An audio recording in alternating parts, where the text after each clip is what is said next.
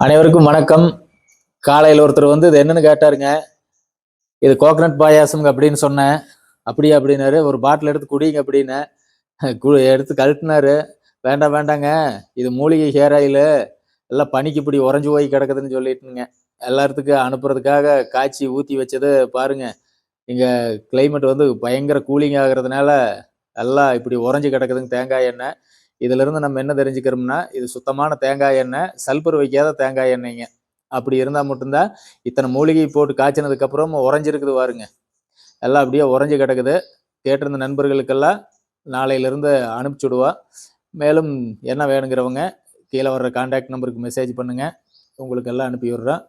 இந்த உறைஞ்சதுக்கு காரணம் வந்து விறுவிறுப்பு அதிகம். அதனால சுடு தண்ணியே குடிங்க, பச்சை தண்ணி குடிக்காதீங்க. அப்பதான் வந்து ரத்தம் வந்து சூடாகி ரத்தம் வந்து தண்ணியாட்டம் ஓடும். இல்லைன்னா வந்து இந்த குளிர்காலத்தில் ஏர் லாக் ஆகு, உங்களுக்கு ரத்தமும் கட்டிக்குங்க. அதனால பல பிரச்சனை வரும். அதனால வந்து சுடு தண்ணியே குடிங்க.